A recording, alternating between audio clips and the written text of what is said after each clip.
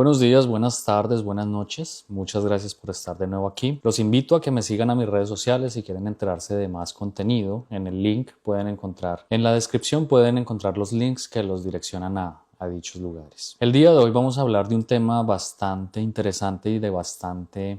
importancia, teniendo en cuenta que va a ser noticia en los próximos días o en las próximas semanas, y es la acción de nulidad electoral adelantada en la Comisión Quinta del Consejo de Estado, adelantada por el abogado Luis Guillermo Casas, defensor de derechos humanos y ex magistrado del Consejo Nacional Electoral. La demanda de nulidad busca tumbar la resolución E3181 del 24 de junio de 2026, mediante la cual el Consejo Nacional Electoral le dio las credenciales de presidente electo a Juan Gabriel de las Priella Otero. Lo delicioso de este plato llamado demanda de nulidad de elección electoral es que la medida cautelar solicitada es el emplazamiento de la posesión como presidente de la República del 7 de agosto de Abelardo de las Priella. Y lo molesto aquí es que la opinión pública satura las redes sociales diciendo que esto es persecución política en contra de los nuncas, cuando la realidad es que cuando uno lee el documento se encuentra ante una serie de argumentos demoledores respecto a la candidatura y eventual victoria de Abelardo de las Priella. Y este texto está dividido en dos cargos principales que respaldan la legalidad material primero y la legitimidad de la elección, poniéndolas en entredicho y desvirtuando las mismas. El primer cargo que se entra a estudiar en la demanda de nulidad es la violencia psicológica y la destrucción del sufragio. El cargo primero de la denuncia acusa formalmente la afectación de la libertad del sufragio y de las garantías del debate democrático mediante una estrategia sistémica y una violencia política a través de la estigmatización, la intimidación, la desinformación y la apropiación de los símbolos nacionales, tal como pasó con la camisa de Colombia. Y esto está fundamentado en el artículo 275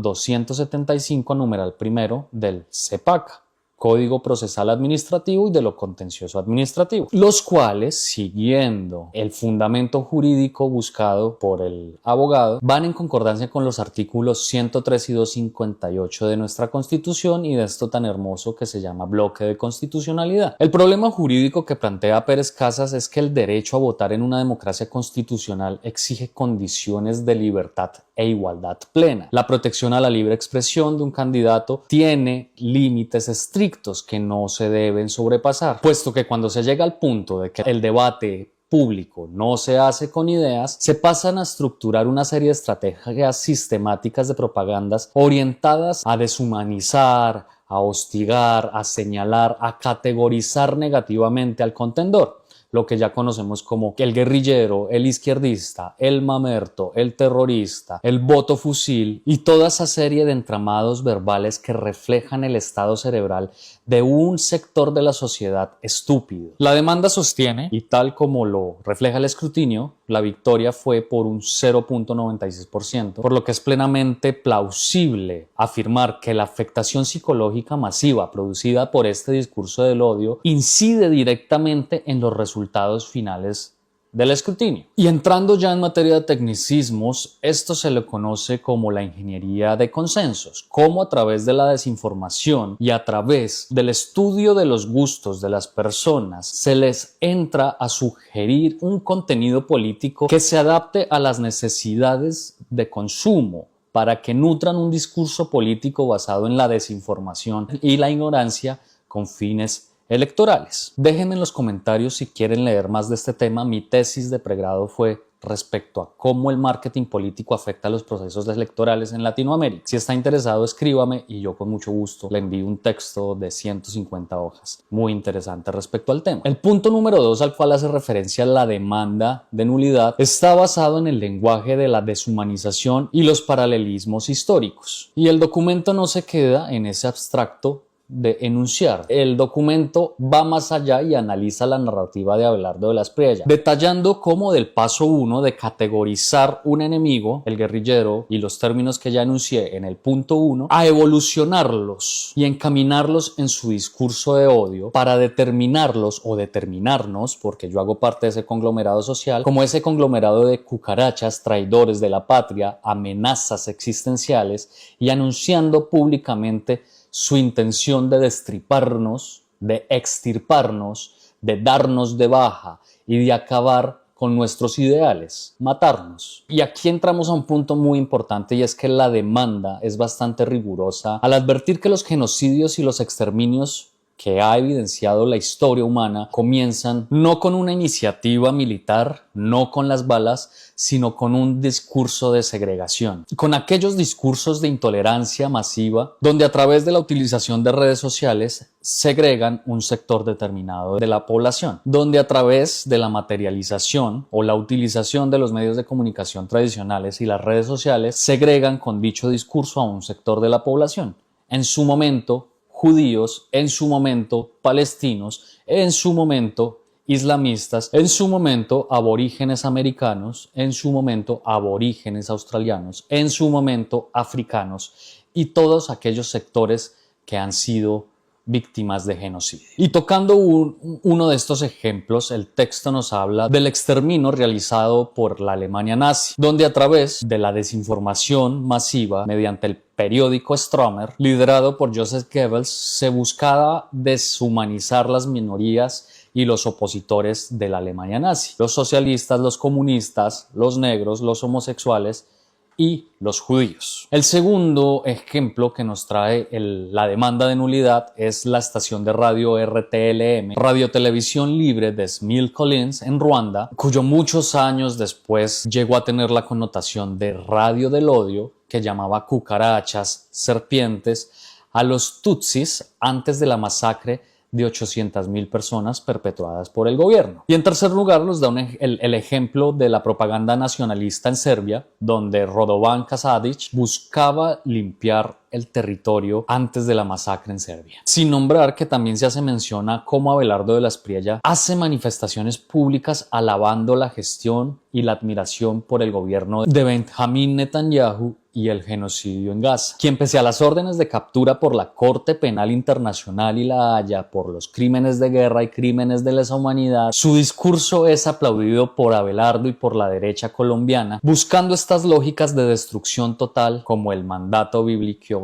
de Amaquec o el asedio absoluto enunciado por Joab Galán. En el contexto colombiano, la demanda advierte que catalogar las fuerzas progresistas y a senadores como Iván Cepeda o a activistas como los muchos que hay, como Lalis, como Beto Coral, quien ya es víctima de una tortura a causa de una persecución ideológica, o como yo, que hemos sido víctimas, y abro comillas porque esto lo dijeron textualmente, se les mete presos o se les da de baja, constituye una amenaza real de exterminio contra un sector de la población que piensa distinto a ellos. Y recordemos que el ordenamiento jurídico colombiano cataloga el sectarismo, la segregación política y toda forma encaminada a su exterminio como un genocidio. El documento también tiene un apartado de memoria histórica donde hace una mención importante a la memoria histórica de lo ocurrido con Jorge Eliezer Gaitán y con la Unión Patriótica, donde para fundamentar la gravedad de esta coacción psicológica por parte de Abelardo, la demanda refresca la memoria jurídica de Colombia. Recuerda que el exterminio del movimiento gaitanista en 1946 se agravó y desembocó en el magnicidio de Jorge Eliezer Gaitán en 1948, 2 años después, hecho que provocó una guerra civil en Colombia, donde a pesar de los intentos de la izquierda del momento, liderada por Jorge Eliezer Gaitán, a través de la Marcha del Silencio, a través de la oración por la vida, donde se le exigía al presidente Marino Spira Pérez que cesara con la persecución a los grupos liberales, la violencia extrema que siguió en ese periodo del país no acabó. Y luego de hacer este análisis histórico para sustentar y fundamentar todo lo narrado, el documento trae a colación un precedente judicial de carácter supranacional que pero por bloque de constitucionalidad, ya que es un fallo condenatorio al Estado colombiano inherente al desenvolvimiento de derechos fundamentales contenidos en la Constitución política, la Corte Interamericana de Derechos Humanos, en cuanto al caso de integrantes y militantes de la UP, la Unión Patriótica de Colombia, En julio de 2022 se reconoció el exterminio sistemático de este partido político por parte del Estado colombiano, un genocidio por razones políticas. Incluso el documento, para no basarse solamente en precedentes judiciales de carácter supranacional, también hace una mención a un fallo de la sección quinta del Consejo de Estado, este mismo al cual se está acudiendo ahora, el cual anuló resoluciones del Consejo Nacional Electoral, el cual siempre se negó a que lo ocurrido con la UP fue un exterminio, lo desvirtuó y por el contrario reconoció la persecución y el exterminio sistemático de este grupo político. Y no solamente es importante la connotación de un exterminio, el asesinato de miles de personas por pensar diferente, por pensar como no les gusta a las élites políticas, sino que esto acarrea un temor general en la población, a que el hermano, el primo o el círculo social de aquel dirigente asesinado no va a seguir diciendo su opinión ni divulgando sus pensamientos políticos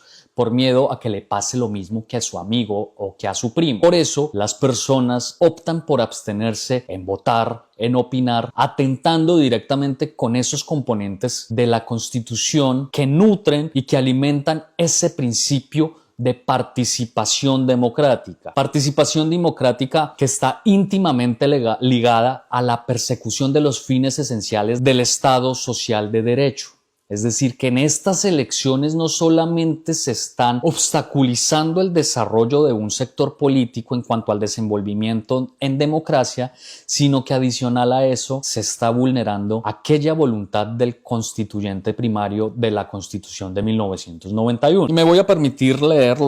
el acervo probatorio, que es bastante robusto, indexado a las pruebas de la demanda de acción de nulidad, entre las cuales encontramos los documentos que los testigos digitales encontraron donde se tergiversan, se manipulan y se falsifican las actas E14, registros audiovisuales, capturas y transcripciones detalladas de todo lo que les he mencionado, donde Abelardo dice que la izquierda es una plaga que se está carcomiendo el país y la cual hay que exterminar, extirpar. No somos opositores de esta plaga comunista, somos enemigos. Y en la política de la guerra y en lo que esto acarrea históricamente,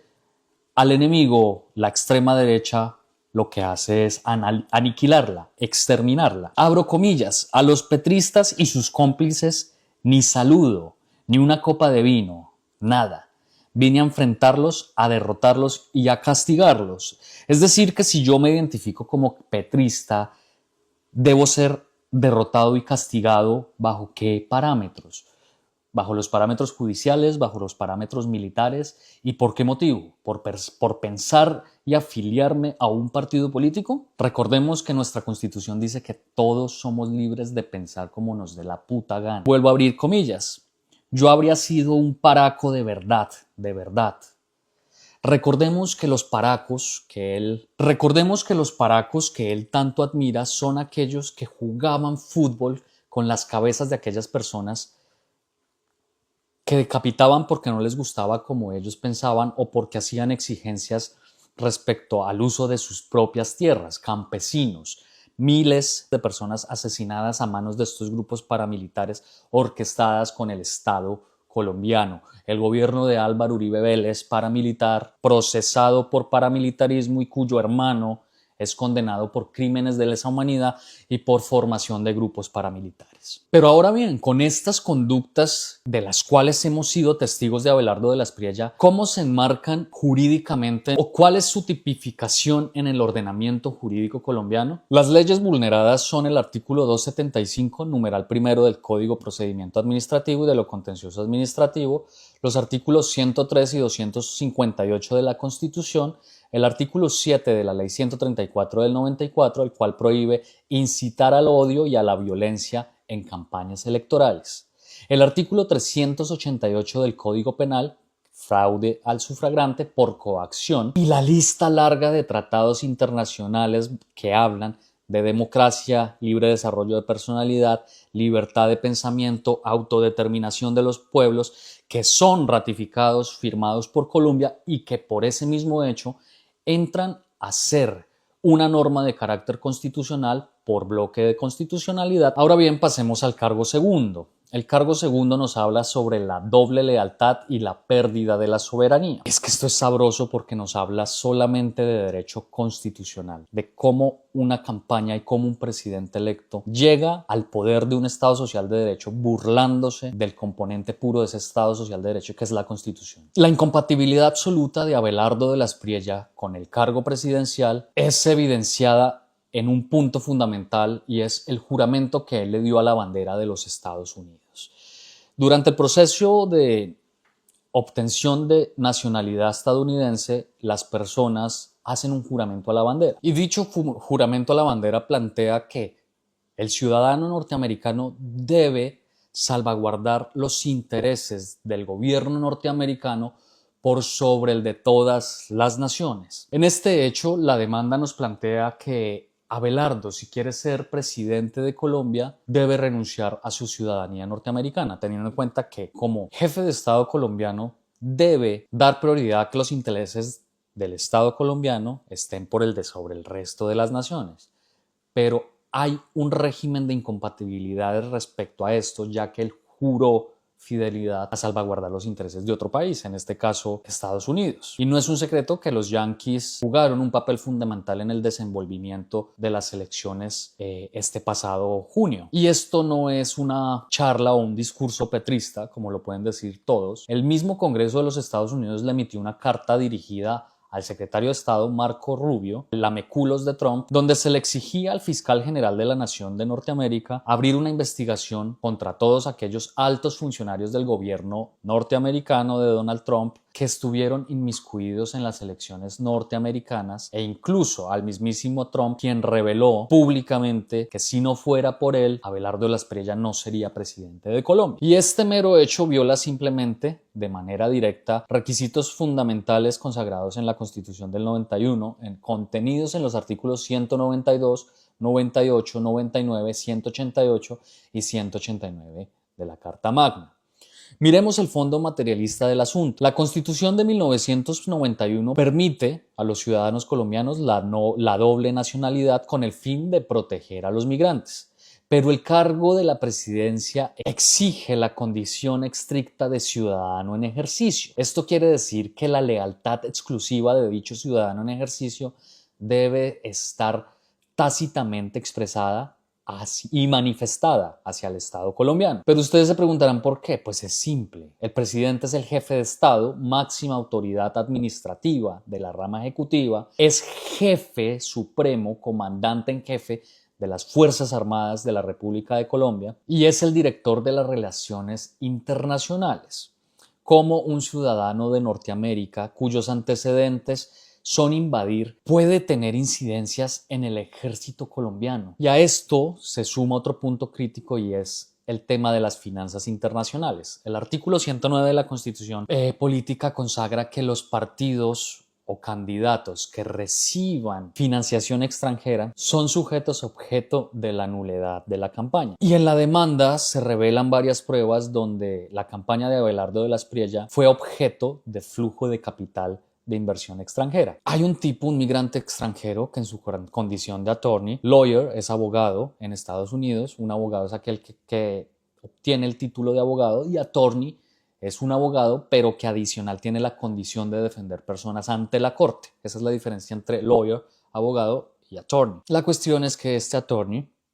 adscrito al Partido Republicano de Donald Trump, puso al servicio de la campaña de Abelardo un jet privado, se vino a Colombia a hacer campaña, a tomarse fotos con niños de La Guajira y adicional invirtió un flujo de capital bastante. Esto nos da a concluir que el presidente electo de la República está atado de manera legal, tributaria, contractual a los intereses extranjeros, específicamente a los de los Yankees. Y esto acarrea simplemente la ruptura del principio de soberanía, aquel artículo 1 que dice que Colombia es un Estado social de derecho soberano e independiente. Eso sería a la mierda. La cuestión es que fuimos víctimas de un giro procesal y es que con tiempo récord el Consejo de Estado,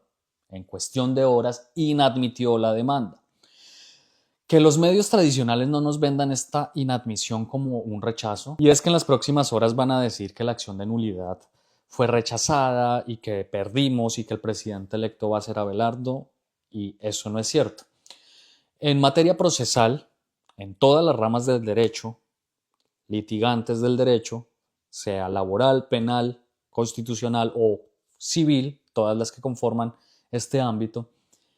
existe algo que se llama rechazo, inadmisión o aceptación de la demanda. La aceptación quiere decir que la demanda pasa a seguir su curso procesal normalmente. La inadmisión quiere decir que hay unos requisitos de procedibilidad, de forma o de fondo que deben ser subsanados, es decir, arreglar unos detallitos para que cumplen las formalidades de ser admitida, de ser aceptada. Y el rechazo de plano, que es cuando en definitiva, por motivos de competencia, por motivos de irrelevancia jurídica y demás, es rechazada. No hay opción de interponer dicha demanda. En este caso fue por un simple defecto de ordenación en las pretensiones, teniendo en cuenta que el demandante erró al acumular pretensiones, y aquí el tema es que hay que arreglar esto delimitando que el único objeto de control debe ser la resolución E31181 que nombra electo a Abelardo de las Priella. Esa es un tema que de forma, no de fondo, muy fácil de subsanar. El segundo es una omisión de datos esenciales en el trámite,